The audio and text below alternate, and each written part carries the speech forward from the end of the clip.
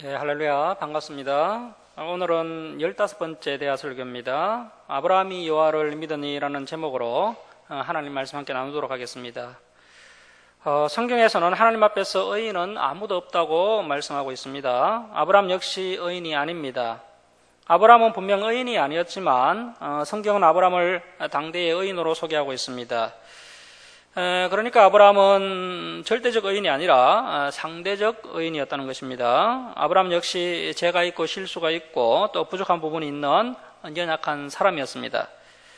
그런데 하나님께서 아브라함을 의인으로 쳐주셨다는 것입니다. 아브라함이 의인이 아닌데 하나님의 말씀을 믿음으로 하나님께서 아브라함을 의인으로 인정해 주셨다는 것입니다. 이것을 이제 신학적 용어로 칭의라고 합니다. 칭의. 그래서 저와 여러분도 의인이 아니지만 하나님의 은혜를 받아서 예수님을 나의 구주로 믿음으로 의인이 되는 복을 받아 누리게 되었습니다. 자, 오늘은 이제 지난 시간에 이어서 창세기 14장과 15장을 살펴보도록 하겠습니다. 창세기 14장 1절 말씀 보시겠습니다. 당시에 신할왕 아므라벨과 엘라살 왕 아리옥과 엘람왕 그돌라오멜과 고임왕 디다리. 자, 여기 이제 신할왕이라고 나오는데요. 이 신할 평지는 바로 바벨탑을 쌓은 메소포타미아 지역입니다. 그러므로 이제 바벨론, 즉 메소포타미아 지역의 4명의 왕들이 연합군을 형성해서 가나안 땅에 쳐들어온 것입니다. 이 메소포타미아 지역은 화려한 문명의 발생지였고 그래서 우수한 무기도 많았습니다. 그래서 이 메소포타미아 바벨론 지역의 나라들은 당시에 아주 강한 나라들이었습니다. 자, 2절 말씀입니다. 소돔왕 베라와 고모라왕 바라사와 아드망 시낙과 스보임왕 세메벨과 벨라 곧 소알랑과 싸우니라. 가나안 사해 지역 5개국 왕들 역시 연합군을 형성해서 이 바벨론 그돌라오멜 연합군과 전쟁을 벌이게 되는데요. 이 바벨론 지역 4개국 연합군과 또 가나안 사해 지역 5개국 연합군이 전쟁을 벌인 것입니다. 이 사해 지역, 이 가나안 사해 지역 나라들은 당시 아주 작은 나라들입니다. 오늘날로 말하면 중소형 도시 정도 되는 그런 작은 나라였습니다. 이 작은 나라들이 힘을 합쳐서 이 바벨론 연합군과 맞서 싸우게 됩니다. 자, 3절 말씀입니다. 이들이 다 시띵 골짜기 곧 지금의 여매에 모였더라. 전쟁이 일어난 장소가 이제 시띵 골짜기인데요. 지금의 그 사해 바다 지역입니다. 자, 4절입니다. 이들이 12년 동안 그돌라오멜을 섬기다가 제13년에 배반한지라. 왜 이 전쟁이 일어나고 있는지를 밝히고 있습니다. 바벨론 지역 엘람왕 그돌라오멜이 강하기 때문에 이 가나안 왕들이 12년 동안 조공을 잘 바치다가 13년째 되던 해에 이 그돌라오멜 왕에게 반역을 했기 때문입니다. 당시 소돔과 고모라는 정말 살기에 너무 좋은 곳이었고 그동안도 도시도 커지고 힘도 아주 강해져서 이제는 그돌라오멜 연합군을 충분히 이길 수 있다고 자만을 한 것 같습니다. 그래서 이제 13년째 되던 해에 조공 바치기를 거부하였던 것입니다. 조공을 바치지 않았는데도 1년 동안은 평온하게 잘 지내게 되었지만 그 다음 해에 이 그돌라오멜 연합군이 가나안 땅에 쳐들어왔던 것입니다. 자, 이처럼 사람이 교만해지면 판단력을 상실하고 자신의 능력을 과대평가하게 됩니다. 이 당시 소돔과 고모라는 성적으로 아주 심각하게 타락한 도시였습니다. 소돔과 고모라에는 동성애가 유행하였습니다. 이처럼 교만과 성적인 죄는 매우 심각한 죄입니다. 자, 5절 말씀 보십시오. 제14년에 그돌라오멜과 그와 함께한 왕들이 나와서 아스드롯 가르나임에서 르바 족속을, 함에서 수소 족속을, 사웨 기라다임에서 엠 족속을 치고 호리 족속을 그 산 세일에서 쳐서 강야 근방 엘바람까지 이르렀으며 그들이 돌이켜 엔 미스밧 곧 가데스에 이르러 아말렉 족속의 온 땅과 하사 손다말에 사는 아모리 족속을 친지라. 이 바벨론 지역의 그돌라오멜 연합군은 조공을 바치지 않는 그 가나안 왕들이 너무나도 믿고 개심했지만 곧바로 쳐들어오지 않고 1년 동안 철저히 전쟁 준비를 하였습니다. 그리고 이제 전쟁 준비가 다 완료되자 1년 후에 드디어 가나안 땅으로 쳐들어왔는데요. 가나안 사해 지역 왕들의 교만으로 인해서 이제 가나안 땅 전체가 전쟁에 휩싸이게 됩니다. 그런데 아브라함이 머물고 있는 헤브론 골짜기는 전쟁의 피해를 전혀 입지 않았습니다. 아브라함은 전쟁이 일어났는지조차도 몰랐습니다. 왜 이 그돌라오멜 연합군이 아브라함이 머물고 있는 이 헤브론 지역으로 쳐들어오지 않았을까요? 이것은 하나님의 보호하심 때문입니다. 그돌라오멜 연합군이 헤브론 산지에 사람들과 가축들이 많았다면, 그 많았다는 것을 알았다면 당연히 아브라함을 그냥 두지 않았을 것입니다. 자, 그런데 어찌된 영문인지 그들은 아무런 정보도 얻지 못했고 헤브론이 있는지조차도 몰랐습니다. 하나님의 손길로 아브라함을 덮어서 지켜주신 것이죠. 아브라함은 그돌라오멜 연합군들이 포로와 전리품들을 다 가지고 철수를 한 후에야 비로소 자신의 사랑하는 조카 롯이 포로로 잡혀갔다는 소식을 듣게 됩니다. 그리고 사실 가나안 왕들도 바벨론 지역의 양들이 곧 쳐들어올 것을 예상하고 있었습니다. 나름대로 전쟁 준비를 철저히 하였을 것입니다. 그런데도 막상 전쟁이 일어나자 이 가나안 왕들은 무참히 패하고 말았습니다. 저기 PPT 한번 보십시오. 화면 한번 보십시오. 글자가 작아서 안 보이면은 주보를 참조해도 되겠습니다. 이 그돌라오멜 연합군은 자신들에게 조공을 바치지 않은 5나라를 곧바로 침공한 것이 아니라 요단 동편, 요단강 동편을 먼저 공격하여서 밑에서부터 1호 공격을 하였던 것입니다.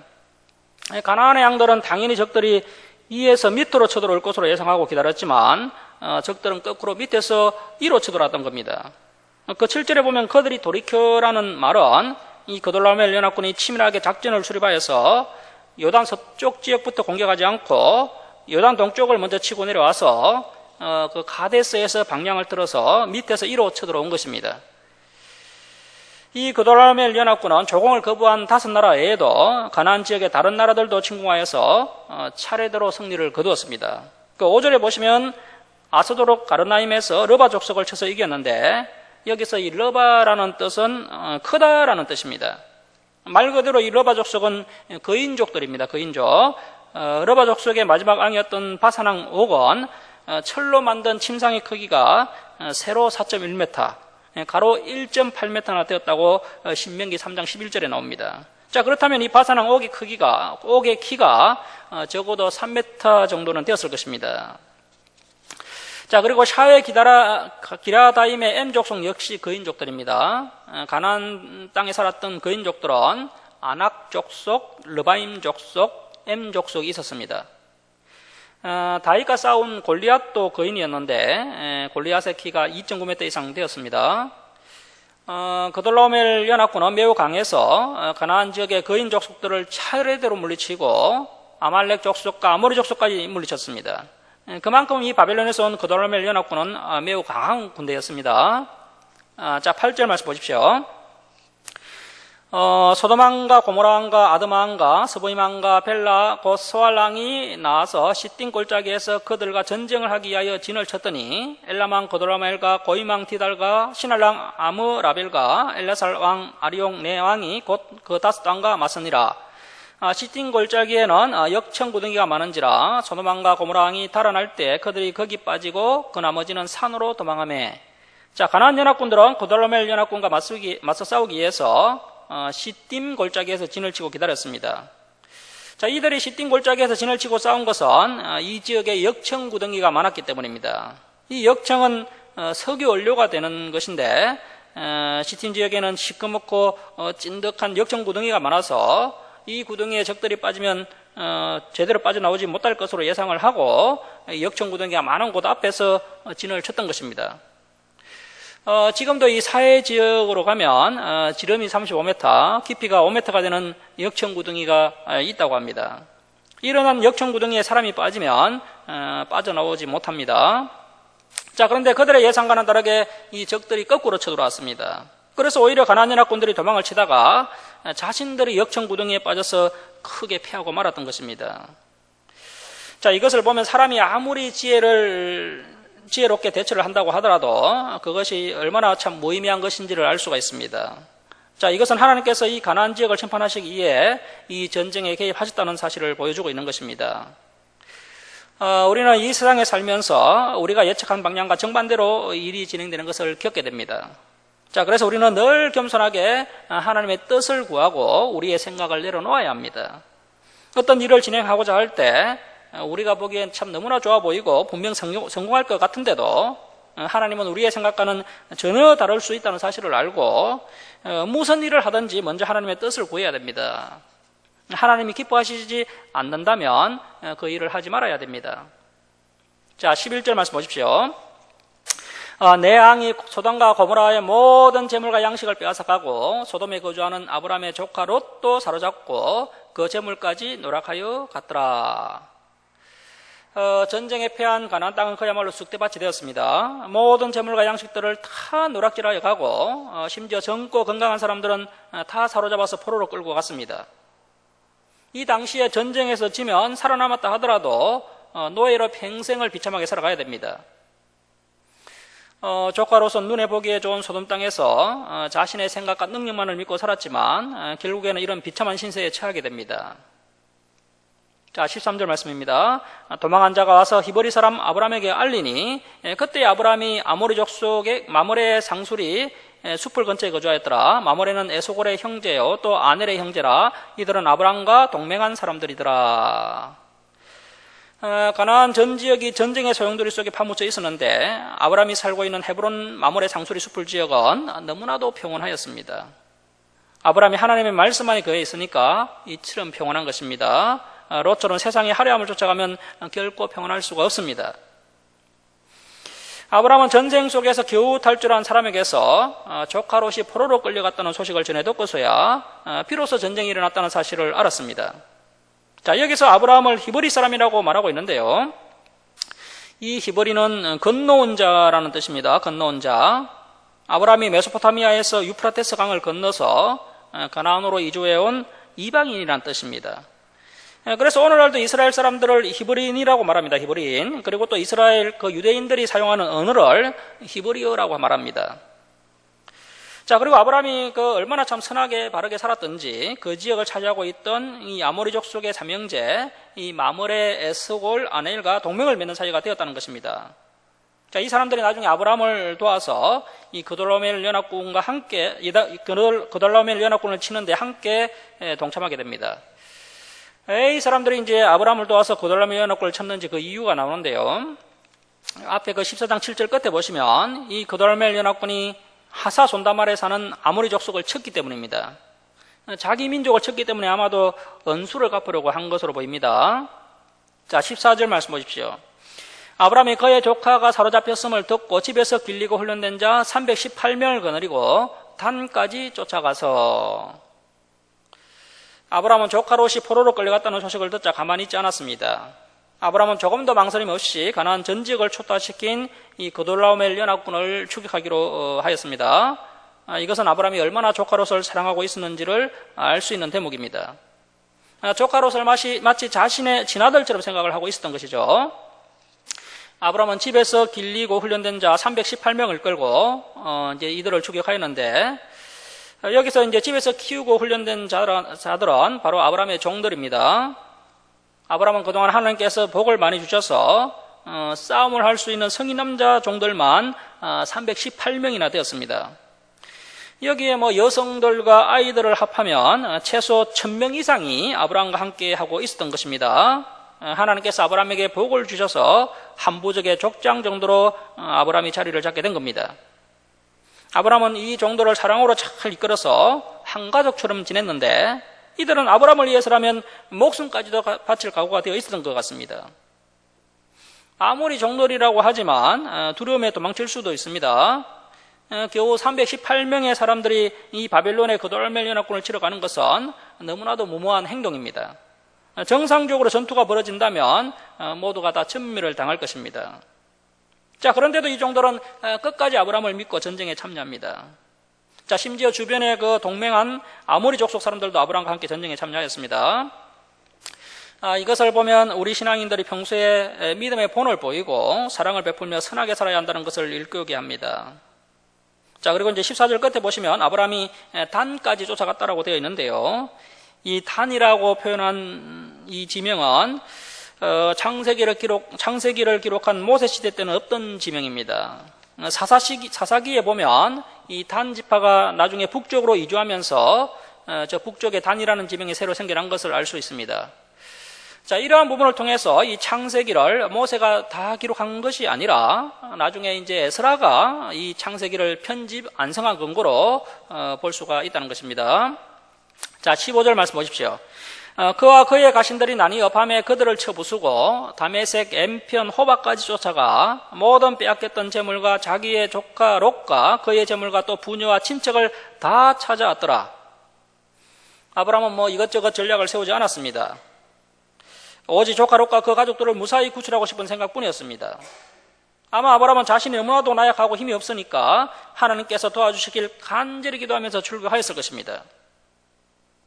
자, 아브라함은 그돌라오멜 연합군을 밤에 기습적으로 공격을 하였는데요. 그돌라오멜 연합군은 가나안 땅을 점령하고 수많은 전리품을 다 챙겨서 자기 나라로 돌아가는 중입니다. 주변에는 더 이상 자신들을 공격할 만한 적들이 없다고 생각하고 술을 먹고 잔치를 벌린 후에 아무런 경계도 하지 않고 잠들었을 겁니다. 자, 그래서 아브라함은 전혀 생각지도 못한 큰 승리를 손쉽게 거두게 되었던 겁니다. 이것은 그야말로 하나님께서 이 전쟁에 개입하셔서 아브라함이 승리하도록 이끌어 주신 것입니다. 그돌라오멜 연합군은 음란하고 우상을 섬기는 가나안 지역을 치는 도구로 하나님께서 임받고 그 역할을 다 마치자 하나님께서 아브라함을 통해 제거하도록 하셨던 것입니다. 자, 17절 말씀입니다. 우리 17절 말씀 함께 읽겠습니다. 시작. 아브라함이 그돌라오멜과 그와 함께한 앙들을 쳐부수고 돌아올 때에 소돔왕이 샤의 골짜기 곧 앙의 골짜기로 나와 그를 영접하였고, 아브라함은 이름 없는 이방인입니다. 자, 그런데 그가 그돌라오멜 연합군을 물리치고 모든 사로잡힌 포로들과 재물을 되찾아서 돌아오자 이 소돔왕이 사의 골짜기까지 나와서 이 아브라함을 영접하였습니다. 하나님께서 무명의 아브라함을 순식간에 가나안의 영웅으로 만들어 주셨습니다. 자, 이것이 바로 하나님께서 하시는 일입니다. 자기 스스로 높아지려 하여도 결국에는 그 교만 때문에 비참해집니다. 자, 그런데 하나님의 말씀에 순종하고 하나님을 찬양하고 높이자 하나님께서 이 아브라함을 높이신 것입니다. 자, 18절 말씀 보십시오. 살렘왕 멜기세덱이 떡과 포도주를 가지고 나왔으니 그는 지극히 높으신 하나님의 제사장이었더라. 이 살렘왕 멜기세덱은 아주 중요한 인물인데요. 오늘날 이 살렘왕 멜기세덱을 가지고 이단들이 장난을 많이 치고 있습니다. 자, 그래서 우리는 절대 기록된 말씀 밖으로 넘어가면 안 됩니다. 성경에는 이 살렘왕 멜기세덱에 대해서 아주 제한된 정보만 나와 있습니다. 이 멜기세덱에 대한 정보는 창세기 14장과 또 히브리서 7장에 기록되어 있는데요. 자, 그래서 이 인물은 이성으로는 이해할 수 없는 아주 신비한 인물인 것을 알 수 있습니다. 이 살렘왕 멜기세덱이 떡과 포도주를 가지고 나와서 아브라함을 축복하였습니다. 이 살렘왕 멜기세덱은 하나님의 제사장이자 또 살렘의 왕입니다. 이 살렘은 오늘날 그 이스라엘 예루살렘 지역으로 보고 있습니다. 이 당시 가나안 지역은 하나님을 섬기지 않고 바알과 아세라 또 아소다롯 같은 우상을 섬기고 있었습니다. 자, 그런데 이 멜기세덱은 놀랍게도 하나님을 섬기는 지극히 높은 제사장이자 또 살렘의 왕이었습니다. 자, 이 멜기세덱은 사실 어느 족속인지 출생도 없고 족보도 없이 갑자기 성경에 등장합니다. 자, 그렇지만 분명한 것은 이 멜기세덱은 믿음의 조상 아브라함을 축복할 정도로 영적으로 위에 있는 하나님의 제사장입니다. 이 멜기세덱은 앞으로 오실 예수님을 예표합니다. 유대인들은 하나님의 제사장은 레위 족속에서 나와야 한다고 생각하겠습니다. 자, 그런데 예수님은 유다 족속이죠. 그래서 유대인들은 하나님의 말씀을 전가하시는 예수님을 인정하지 않고 무시하였습니다. 자, 그래서 히브리서 기자는 멜기세덱 같은 특별한 제사장을 하나님께서 세우셨듯이 예수님은 유다 족속에서 나오셨지만 멜기세덱의 반차를 따르는 대제사장이다라고 히브리서에 증거하고 있습니다.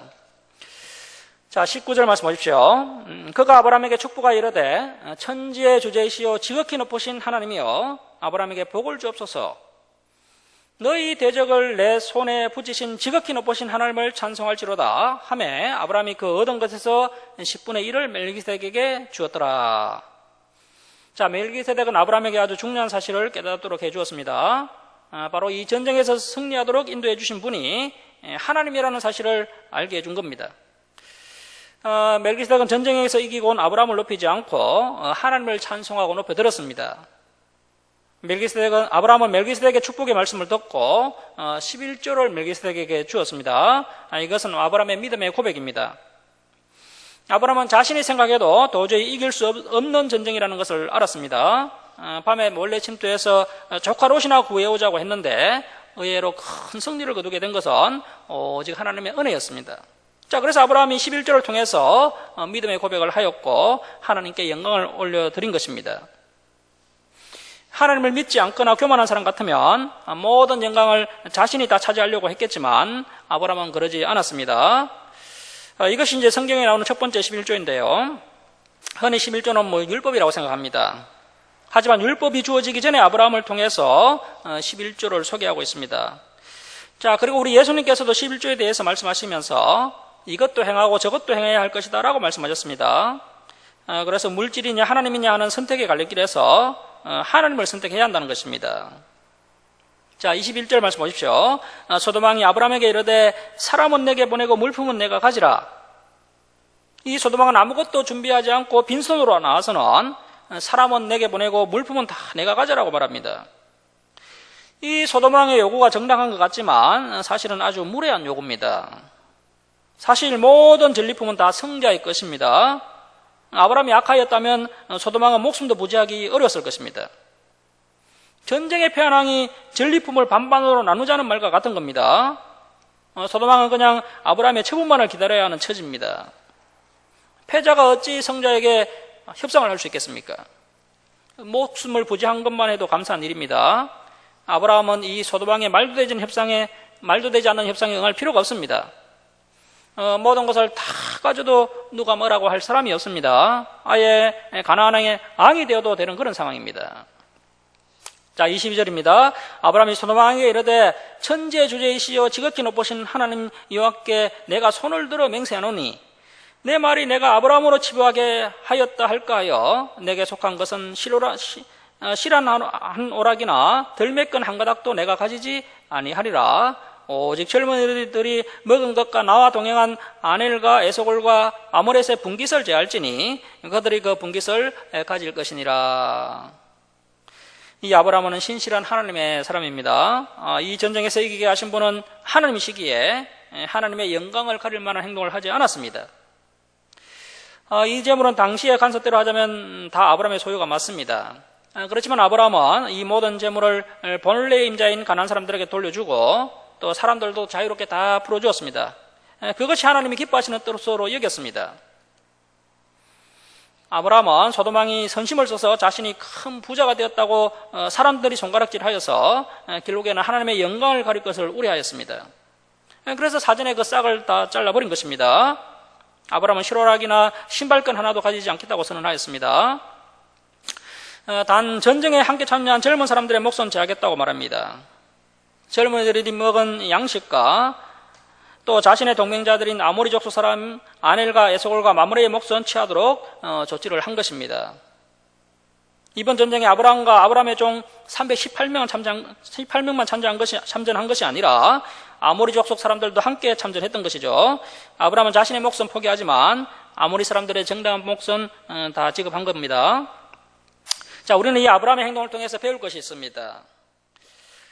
우리 주변에는 아직도 믿음이 부족하거나 또 믿음이 없는 사람들이 있습니다. 그래서 우리는 때로는 우리의 기준으로 그 사람들을 판단하거나 또 강요해서는 안 된다는 사실입니다. 믿음이 없는 사람들을 배려하고 그들의 기준에 눈높이를 맞춰줘야 합니다. 하지만 자신에게는 또 엄격한 기준을 적용해야 합니다. 이런 아브라함을 보고 이방인들이 감동을 받고 또 살아계신 하나님에 대해서 깊이 생각하게 되었을 것입니다. 자, 이제 15장으로 갑니다. 15장 1절 말씀 보십시오. 이후에 여호와의 말씀이 환상 중에 아브라함에게 임하여 이르시되 아브라함아 두려워하지 말라. 나는 내 방패요 너의 지극히 큰 상급이니라. 자, 나그네로 살아간 아브라함에게 환상 중에 하나님의 말씀이 임하십니다. 하나님께서 아브라함에게 두려워하지 말라라고 하십니다. 아브라함이 왜 두려울까요? 아브라함은 그돌라오멜 연합군을 물리치고 하나님의 은혜로 기적적으로 승리를 하였습니다. 하지만 전쟁에 패한 민족들이 다시 연합군을 형성해서 기습 공격을 해온다면 아브라함은 큰 위험에 빠질 수가 있습니다. 그래서 아브라함은 두려운 겁니다. 또 다른 두려운 이유도 있습니다. 나이는 점점 들어가고 또 기력은 점점 쇠하여가고 아내 사라는 늙어가는데 자신의 몸으로 나온 자식은 한 명도 없고 하나님께서 주신다는 자손을 주시지 않고 있습니다. 이제 아기를 낳을 만한 생리학적 기간이 얼마 남지 않았습니다. 그래서 마음이 조급해지고 두렵습니다. 자, 이때 하나님께서 아브라함에게 나타나셔서 두려워하지 말라라고 하십니다. 하나님께서 너의 방패가 되고 너의 상급이 되겠다고 말씀하십니다. 자, 여러분, 하나님께서 직접 상급이 되어 주신다고 하시는데요. 이 말씀이 이해가 되십니까? 지금 아브라함이 받은 하나님의 복이 얼마나 크고 대단한 것인지 혹시 깨달아지십니까? 이 온 우주 만물을 만드신 창조주 하나님, 이 모든 만물의 주인이신 부유하신 하나님께서 아브라함의 방패가 되어주시고 또 직접 하나님께서 상급이 되어주신다고 말씀하십니다. 하나님께서 아브라함에게 주신 진짜 상은 바로 하나님 자신이었습니다. 하나님이 우리의 상이 되면 하나님이 가지신 모든 지혜와 능력과 복은 다 우리의 것이 됩니다. 그리고 하나님은 이 세상의 모든 위험과 고난으로부터 우리를 지켜주시는 방패가 되어주신다고 말씀하십니다. 크다란 방패가 앞에 있으면 수많은 화살이 날라와도 우리는 안전하게 살 수 있습니다. 전능하신 하나님께서 우리의 방패가 되어주신다면 우리가 무엇이 두렵겠습니까? 아브라함이 받은 이 복은 어떤 물질과도 바꿀 수 없는 어마어마한 복입니다. 자, 그런데 아브라함은 하나님께서 방패와 상급이 되어주신다고 말씀하시는데 그것이 얼마나 크고 대단한 복인지를 깨닫지 못한 것 같습니다. 아브라함은 물질은 어느 정도 있으니까 이제 물질의 복은 됐고 후손을 이어갈 자식이나 한 명 주세요라고 하소연하고 있습니다. 자, 2절 말씀 보십시오. 아브라함이 이르되 주 여호와여 무엇을 내게 주시려 하나이까? 나는 자식이 없사오니 나의 상속자는 이 다메섹 사람 엘리에셀이니이다. 아브라함이 또 이르되 주께서 내게 씨를 주지 아니하셨으니 내 집에서 길린 자가 내 상속자가 될 것이니이다. 자, 2절에서 주여 무엇을 내게 주시려 하나이까? 라고 질문하는 것은 가장 중요한 그 대를 이어갈 아들 한 명 주시지 않는데 다른 복이 무슨 의미가 있겠습니까? 라고 하소연을 하고 있는 것입니다. 이제 조카 롯도 떠나갔고 자신의 종들 중에서 그 엘리에셀이라는 종이 가장 충성스럽고 믿음직스러워서 이 엘리에셀에게 모든 것을 다 상속하겠다고 말합니다. 아브라함은 지금까지 아들을 주시지 않은 하나님께 은근히 섭섭한 감정을 털어놓고 있습니다. 아브라함은 하나님의 말씀을 믿고 가나안 땅에 왔습니다. 물론 그동안 하나님께서 은혜 베풀어 주셔서 재산도 많이 불어나고 또 죽음의 고비에서 목숨도 건지고 또 전쟁에서 승리하여서 영웅이 되기도 했습니다. 자, 그런데 하나님께서 주시겠다는 땅과 자손은 아직도 주시지 않았습니다. 땅이야 가진 재산을 팔아서 살 수도 있겠지만 자손은 아브라함이 더 늙으면 낳을 수가 없습니다. 아브라함은 하나님의 말씀을 믿고 오랜 세월을 기다렸지만 여전히 그에게는 아들이 없습니다. 자, 4절 말씀입니다. 여호와의 말씀이 그에게 임하여 이르시되 그 사람이 내 상속자가 아니라 내 몸에서 날 자가 내 상속자가 되리라 하시고, 하나님의 생각은 아브라함과 전혀 다릅니다. 아브라함이 생각하는 상속자는 그동안 쌓아놓은 재물을 상속하면 되는 것으로 생각하고 있습니다. 하지만 하나님이 생각하는 상속자는 이 복의 근원인 아브라함의 모든 근원을 상속받는 상속자를 말합니다. 아브라함이 축복하면 복이 임하고 저주하면 저주가 임하는 이 복의 근원을 상속할 자입니다. 이 복을 물려받을 사람은 반드시 아브라함의 몸에서 난 자만이 상속자가 될 수 있습니다. 이 복은 세상의 복이 아니라 하나님 나라의 복입니다. 영적인 복입니다. 반드시 아브라함을 통해서 이 믿음이 개성되어 내려가야 됩니다. 이 믿음을 통해서 앞으로 수많은 사람들이 하나님 나라를 상속받게 됩니다. 자, 5절 말씀 보십시오.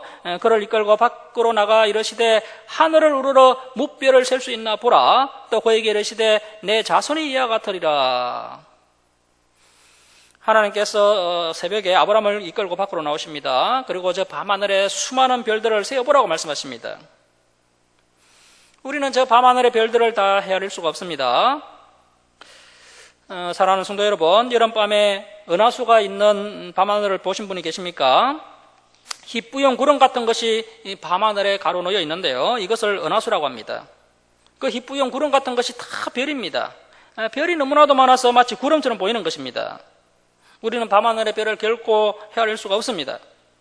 자, 그런데 이 수많은 별들을 다 누가 만드셨습니까? 저 강한 우주와 은하수를 누가 만드셨습니까? 이 모든 우주와 은하수와 이 지구를 만드신 분은 바로 하나님이십니다. 아무것도 없는 데서 하나님께서 다 새롭게 만드셨습니다. 그러니 아브라함에게 아들 한 명 주시는 것이야 너무나도 쉽지 않겠습니까? 우리가 하나님의 말씀을 믿고 믿으면 우리에게도 이런 기적이 일어나는 줄 믿으시기 바랍니다. 자, 이제 6절 말씀은 이신덕이 고려가 되는 아주 중요한 말씀인데요. 6절 말씀 보십시오. 아브라함이 여호와를 믿으니 여호와께서 이를 그의 의로 여기시고, 아브라함은 이제 나이가 80세가 넘었습니다. 당시의 사람들은 30세 초반에 자녀들을 낳았습니다. 하지만 아브라함은 80세 초반이 됐는데도 아직 아들이 없습니다.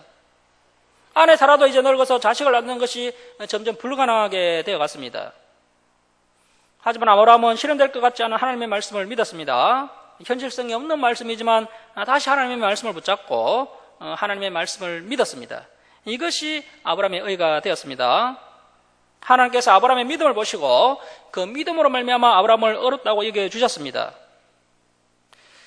갈라디아서 로마서 전에 창세기에 이미 이신덕이 교리가 소개되고 있는 것입니다. 믿음으로 말미암아 얻게 된다라는 이신덕이가 로마서 갈라디아서에만 있는 것이 아니라 이미 창세기에 있습니다. 자, 그러니까 사람이 다른 것으로 얻었다 이김을 받지 못한다는 것입니다. 아브라함이 롯을 구한 선한 행위로나 멜기세덱에게 바친 11조로나 소돔왕에게 전리품을 다시 돌려준 깨끗한 행위로는 얻었다함을 받지 못합니다. 오직 믿음으로 하나님 앞에 얻었다함을 받았습니다. 실제로 이 아브라함은 의인이 아니죠. 이 세상 모든 사람들은 다 죄인입니다. 크든 작든 우리들은 다 죄인입니다. 우리는 하나님 앞에서 절대로 의인이 될 수 없는 사람들입니다. 아무리 기도를 열심히 하고 성경 말씀을 많이 읽고 거룩하게 살아간다 해도 우리는 의인이 되지 못합니다. 우리가 의인으로 인정받을 수 있는 길은 오직 예수님을 믿는 믿음뿐입니다. 이 하나님의 말씀이 믿어지는 것이 특별한 은혜입니다. 하나님의 말씀이 믿어지는 것은 우리의 지식으로 되는 일이 아닙니다. 바로 하나님의 은혜로 깨닫게 되고 믿게 되는 것입니다. 예수님께서 우리 죄를 대속하고 십자가에 달려 죽으시고 사흘 만에 다시 부활하셨습니다. 우리가 예수님을 믿음으로 어렵다함을 받고 영생을 누리게 되었습니다. 하지만 안타깝게도 수많은 사람들이 이 하나님의 말씀을 믿지 못하고 있습니다. 이 믿음을 잘 지키시고 날마다 승리하시길 주님의 이름으로 당부드립니다. 자, 이제 15장 7절 보십시오. 자, 7절 말씀 우리 함께 읽겠습니다. 시작. 또 그에게 이르시되 나는 이 땅을 내게 주어 소유를 삼게 하려고 너를 갈대아인의 우르에서 이끌어낸 여호와니라. 자, 하나님께서 아브라함에게 갈대아인의 우르에서 이끌어낸 이유를 설명해 주시는데요. 바로 이 가나안 땅을 주기 위함이라는 것입니다. 자, 현재 아브라함에게는 한 병의 땅도 없습니다.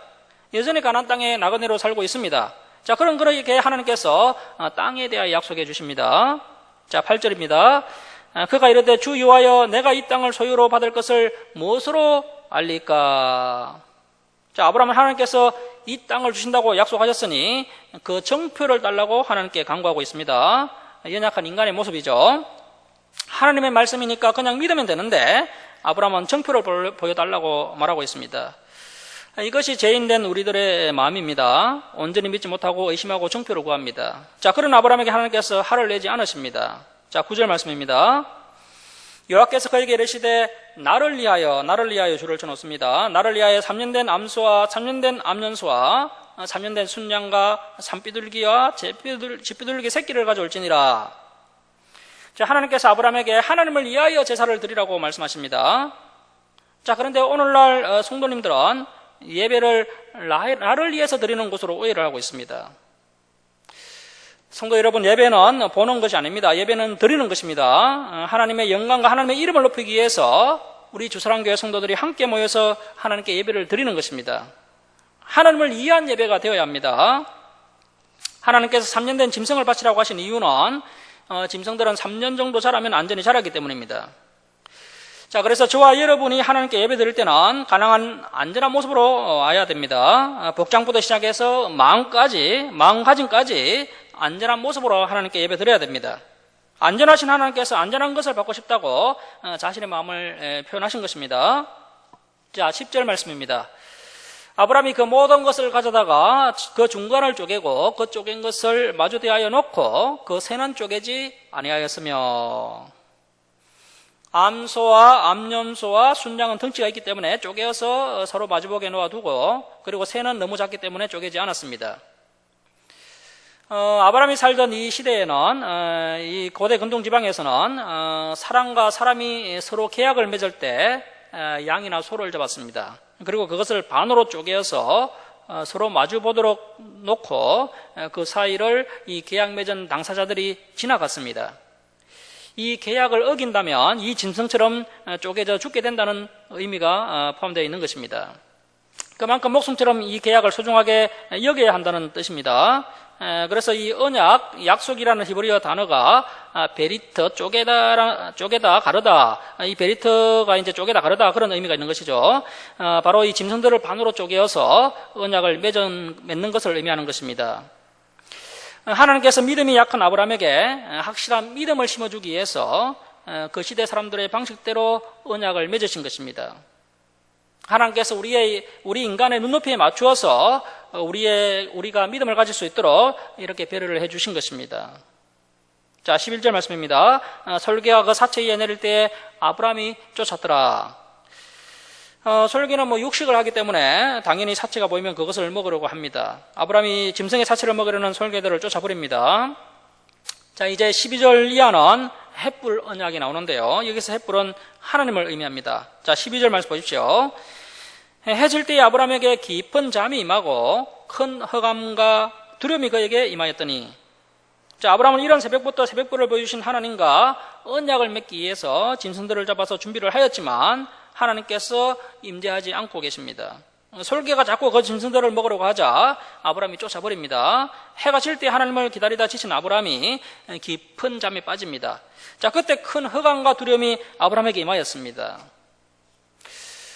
성도 여러분, 우리 하나님은 두려운 분이십니다. 성경을 보면 하나님의 종들이 하나님의 임재를 경험했을 때 다 두려워했습니다. 요한계시록을 보면 사도 요한이 하나님의 임재 앞에서 죽은 자같이 되었다고 말씀하고 있습니다. 다니엘은 하나님의 임재를 경험하고 일주일 동안 알아 누웠습니다. 자, 여러분, 우리가 믿는 하나님은 굉장히 두려운 분이십니다. 그래서 우리는 하나님을 경외해야 합니다. 자, 13절 말씀 보십시오. 여호와께서 아브라함에게 이르시되 너는 반드시 알라. 지금에는 이 언약이 너무나도 중요하기 때문에 하나님께서 반드시 알라라고 하십니다. 이 반드시 알라라는 그 히브리어 언어를 보면요, 알고 그리고 알라 이런 뜻입니다. 알고 그리고 알라. 이것은 지금부터 하나님께서 말씀하시는 이 내용이 아주 중요한 내용이기 때문에 잘 기억하고 있으라는 것입니다. 너는 반드시 알라. 내 자손이 이 이방에서 객이되어 그들을 섬기겠고 그들은 400년 동안 내 자손을 괴롭히리니. 자, 하나님께서 구원 계획을 아브라함에게 알려주시는데요, 아브라함의 후손들이 애굽에서 400년간 섬기는 종이 되겠다고 하십니다. 자, 14절입니다. 그들이 섬기는 나라를 내가 징벌할지며 그 위에 내 자손이 큰 재물을 이끌고 나오리라. 너는 장수하다가 평안히 조상에게로 돌아가 장사될 것이요. 자, 애굽에서 400년간 아브라함의 자손들이 고난을 당하고 또 하나님께서 그 애굽을 10가지 재앙으로 징벌하시고 이 아브라함 후손들을 다 이끌어내시겠다고 하십니다. 애굽을 나올 때는 큰 재물을 안고 4대 만에 가나안 땅에 돌아오겠다고 하십니다. 자, 그리고 아브라함은 장수하다가 평안히 조상에게로 돌아가 장사될 것이라고 말씀하십니다. 출애굽기를 보면 신실하신 하나님께서 말씀하신 대로 하나도 틀리지 않고 다 이루어진 것을 볼 수 있습니다. 이스라엘 민족은 430년간 애굽에서 종살이를 하다가 하나님의 인도하심으로 홍해를 건너 애굽을 탈출하여서 가나안 땅으로 돌아왔습니다. 애굽을 탈출할 때 애굽 사람들이 금은 보석들을 이 이스라엘 사람들에게 다 내주었습니다. 자신들의 장자가 죽자 너무나도 두려운 나머지 어서 빨리 이스라엘 백성들을 내보내기 이함인 것입니다. 아브라함은 하나님의 말씀대로 175세까지 장수하다가 평안히 죽어서 가나안 땅 헤브론 막벨라굴에 장사되고 그의 영혼은 조상들이 이미 가 있는 나간으로 들어가게 됩니다. 15절 말씀은 창세기 25장에서 성취되게 됩니다. 자, 16절 말씀 보십시오. 내 자손은 4대 만에 이 땅으로 돌아오리니 이는 아모리 족속의 제약이 아직 가득 차지 아니함이니라 하시더니. 이 아브라함의 자손 이스라엘 백성들이 애굽에서 살다가 4대 만에 가나안 땅으로 돌아오게 되는데요, 여기서 이 4대는 사람의 평균 수명 100년을 1대로 봐서 이제 400년 만에 가나안 땅으로 돌아오게 된다는 것입니다. 자, 그리고 아모리 족속은 가나안 땅의 가장 강한 족속인데 이 가나안 족속의 대표 족속이 바로 이 아모리 족속입니다. 아브라함 시대에는 가나안 족속의 죄가 하나님의 심판을 받을 만큼 충분하지 않았기 때문에 가나안 족속들의 죄가 차기까지 이스라엘 백성들이 애굽에서 400년 머물게 된다는 것입니다. 400년이 지나면 이제 가나안 족속들의 죄가 가득 차기 때문에 이스라엘 백성들을 통하여서 이 가나안 족속들을 심판하시고 그 가나안 땅을 아브라함에게 약속하신 것처럼 아브라함의 후손인 이스라엘 백성들에게 주시겠다는 것입니다. 자, 그런데 사실 이 아브라함 때 하나님께서 이 가나안 족속을 심판해야겠다라고 계획하셨다는 것은 이 가나안 족속들이 이때 이미 심판받을 만큼 충분히 타락했다는 것입니다. 자, 하나님께서 그렇지만 이 가나안 족속들에게 400년이라는 더 긴 시간과 많은 기회를 다시 한번 더 주셨다는 것입니다. 오래 참으시고 노하기를 더디하시는 자비로우신 하나님의 성품을 알 수가 있습니다. 하지만 끝까지 돌이키지 않으면 결국 심판받을 자를 심판하시는 공의로운 하나님의 모습을 우리에게 소개해 주고 있습니다. 자, 17절 말씀입니다. 해가 져서 어두울 때 연기나는 하루가 보이며 타는 횃불이 쪼갠 고기 사이로 지나더라. 자, 이젠 시간이 더 흘러가서 이제 해가 지고 밤이 되었습니다. 그때 연기나는 하루가 보였습니다. 그리고 타는 횃불이 갑자기 나타나서 쪼개진 고기 사이로 지나갔습니다. 자, 이 타는 횃불은 무엇을 의미합니까? 바로 하나님의 초자연적인 임재를 의미합니다. 하나님께서 지금 쪼개진 고기 사이로 횃불의 모습으로 임재하셔서 지나가신 것입니다. 하나님께서 아브라함 앞에서 계약을 맺는 인간들처럼 친히 쪼갠 고기 사이로 지나가시면서 이 아브라함과 언약을 맺으셨다는 것입니다. 본래 계약 맺는 당사자들이 함께 이 고기 사이로 지나가야 됩니다. 자, 그런데 횃불로 임재하신 하나님께서 홀로 그 짐승 사이로 지나가셨다는 것은 이 횃불 언약이 쌍무적인 언약이 아니라 편무적인 언약이라는 것입니다. 즉 하나님께서 아브라함을 사랑하셔서 일방적으로 약속을 반드시 이루어 주신다는 은혜의 언약이라는 것입니다. 이 횃불 언약은 아브라함의 후손들이 비록 부족해서 죄를 짓는다 할지라도 하나님께서 반드시 이루어 주시는 은혜의 언약입니다. 자, 그런데 구약의 중심 언약은 쌍무적인 언약입니다. 바로 그 시내산 언약 레위기가 쌍무적 언약이죠. 하나님께 의무도 있지만 이스라엘 백성들에게도 의무가 있는 이 시내산 언약 레위기가 구약의 중심이다라는 것을 우리가 분명하게 인식하고 있어야 됩니다. 자, 또한 하나님께서 어떤 자에게 은혜의 언약을 맺으시는지를 우리가 다시 한번 생각해 봐야 됩니다. 하나님께서 노아와 아브라함 같은 신실한 자들과 은혜의 언약을 맺으셨다는 것입니다. 자, 그래서 저와 여러분도 하나님의 은혜의 언약의 혜택을 누리기 위해서는 반드시 노아와 같은 또 아브라함과 같은 믿음의 사람이 되어야 한다는 것입니다. 자, 18절 말씀 보십시오. 그날에 여호와께서 아브라함과 더불어 언약을 세워 이르시되 내가 이 땅을 애국 강에서부터 그 큰 강 유브라데까지 내 자손에게 주노니. 자, 하나님께서 반드시 이 땅을 애국 강에서부터 큰 강 유브라데까지 아브라함의 자손에게 주시겠다고 언약을 맺으십니다. 하나님께서 맺은 언약대로 가나안 땅을 아브라함의 후손들에게 주십니다. 여호수아가 가나안 땅을 점령할 때 이 약속의 땅을 다 얻지는 못했습니다.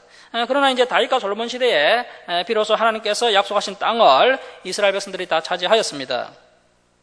자, 우리 이제 19절부터 21절까지 우리 함께 읽겠습니다. 자, 시작. 곧 겐 족속과 그니스 족속과 감몬 족속과 헷 족속과 브리스 족속과 러바 족속과 아모리 족속과 가나안 족속과 기르가스 족속과 여부스 족속의 땅이니라 하셨더라.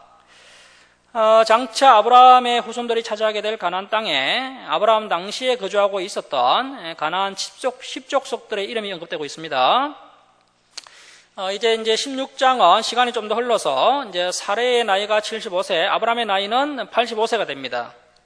사레가 75세 때 생리가 끊어진 것으로 보입니다. 자, 하나님께서 앞에서 헷불 언약을 통하여서 거듭 아브라함과 사레에게 자손에 대한 약속과 땅에 대한 약속을 하셨지만 현실은 어떻습니까? 나이는 더 많아지게 되었고 아예 사레의 생리마저 끊어지게 되면서 또다시 아브라함의 믿음이 크게 흔들리는 모습을 볼 수가 있습니다. 그래서 진리를 추구하는 자들에게 무엇보다도 필요한 것은 인간적인 방법을 쓰지 않고 끝까지 인내하면서 꾸준히 신앙의 정도를 지켜나가야 한다는 것입니다. 말씀을 마치도록 하겠습니다. 사랑하는 성도 여러분, 아브라함은 담대한 믿음의 사람이었습니다. 아브라함은 자신의 목숨보다 조카로서를 더 중요하게 생각하는 사랑의 사람이었습니다. 아브라함은 물질 앞에서 깨끗한 사람이었습니다. 특히 하나님이냐 물질이냐는 시험을 이겨낸 사람이었습니다. 하지만 아브라함도 사람인지라 나이가 많아지고 아내 사라의 생리가 끊어지자 다시 믿음이 흔들리고 맙니다. 아브라함이 때로는 믿음이 흔들리지만 다시 일어나서 하나님의 말씀을 굳게 붙잡고 하나님의 말씀을 믿는 참 믿음의 모습을 우리에게 보여주고 있습니다. 저와 여러분도 아브라함처럼 다시 하나님의 말씀을 굳게 붙잡고 믿음으로 승리할 수 있기를 주님의 이름으로 축원합니다. 기도하겠습니다.